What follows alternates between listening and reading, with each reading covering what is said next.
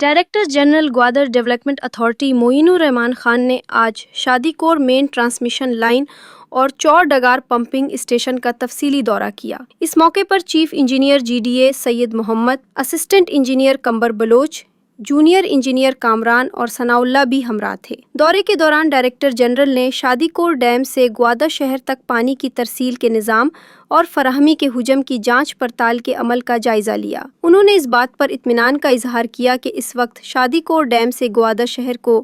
یومیہ تقریباً 2 million gallon سے زائد پانی فراہم کیا جا رہا ہے، جبکہ میرانی ڈیم سے بذریعہ واٹر ٹینکرز اور جی پی اے واٹر ڈیسلینیشن پلانٹ سے فراہم کیا جانے والا پانی اس کے علاوہ ہے۔ ڈائریکٹر جنرل نے شادی کور سے پانی کی فراہمی میں ہونے والے نمایاں اضافے پر اطمینان کا اظہار کرتے ہوئے مین ٹرانسمیشن لائن کی روزانہ بنیاد پر دیکھ بھال اور مرمت کے عمل کو مزید مؤثر بنانے کی ہدایت جاری کی۔ انہوں نے کہا کہ یہ قابل اطمینان امر ہے کہ اس وقت شہر میں کسی بھی مقام پر پانی کی قلت یا بحران کی کیفیت درپیش نہیں ہے، تاہم جہاں کہیں ڈسٹریبیوشن لائنز میں تکنیکی خرابیوں کی نشاندہی ہوئی ہے، انہیں دور کرنے کے لیے G D A water crisis management cell کے تحت مختلف ٹیمیں سردرمِ عمل ہیں جو ان مسائل کو جلد از جلد حل کر دیں گی۔